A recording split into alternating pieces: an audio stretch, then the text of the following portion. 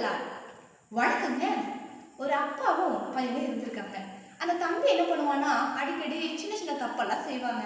அதே அவங்க அப்பா பார்த்துட்டே இருந்திருக்காரு. கொஞ்ச நாள் கழிச்சு அப்பாவும் மகனும் சேர்ந்து சும்மா வாக்கிங் மாதிரி நடந்து போயிட்டு இருக்காங்க. அப்ப அந்த அப்பா என்ன சொல்றாருன்னா, இங்க வா தம்பி, இந்த சின்னதா இருக்கு பாரு, இந்த செடியை பிடுங்கு அப்படின்னு சொல்றாருங்க. உடனே அந்த தம்பி, என்னப்பா இதை கூட நான் பிடுங்க மாட்டேனான்னு சொல்லி அதை வேகமா ஈஸியா பிடுங்கி தூக்கி வீசிடுறாங்க. கொஞ்ச தூரம் தலை வந்தோடனே அதை விட கொஞ்சம் பெரிய செடிங்க, அதை பார்த்துட்டு இதை பிடுங்கு அப்படின்னு சொல்லி அவங்க அப்பா சொல்றாருங்க. அதுக்கு அந்த பையன், என்னப்பா இதெல்லாம் நான் பிடுங்க மாட்டேனான்னு சொல்லி கொஞ்சம் கஷ்டமா தான் இருந்திருக்கு, ஆனா நம்ம பிடுங்கி வீசிடுறாங்க. கொஞ்ச தூரம் தள்ளி போனோடனே ஒரு பெரிய மரத்தை காமிச்சு இதை பிடுங்குப்பா அப்படின்னு சொல்லி அவங்க அப்பா சொல்றாருங்க. அதுக்கு அந்த பையன் என்ன சொல்றானா, என்னப்பா காமெடி பண்றீங்களா, சின்ன செடினா கையில பிடுங்கலாம், இதெல்லாம் ஜேசிபி தான் பிடுங்க முடியும் அப்படின்னு சொல்லி அவங்க பையன் சொல்றாங்க.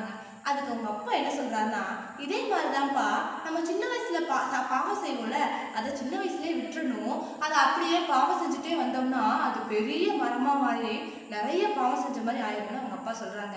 அதை கேட்டவுடனே அந்த பையன் வந்து, ஆமா நம்ம இத்தனை நாள் தப்பு செஞ்சிருக்கோம்னு சொல்லி அவன் யோசிச்சு பாக்குறாங்க. ஆமாங்க, பைபிள்ல கூட ஒரு அழகான வசனம் இருக்கு. நீதிமொழிகள் 28:13 தன் பாவங்களை மறைக்கிறவன் வாழ்வடைய மாட்டான், அவைகளை அறிக்கை செய்து விட்டு விடுவரனோ இரக்கம் பெறுவான். அப்படிதாங்க நம்மளும் எவ்வளவு பெரிய பாவம் செஞ்சிருந்தாலும் அதை மறைக்காம ஆண்டவர்கிட்ட வந்து அறிக்கை செஞ்சு அதை விட்டு விட்டோம்னா நம்மளுடைய பாவங்கள் எல்லாம் ஆண்டவர் மன்னிச்சிருவாருங்க. ஏன்னா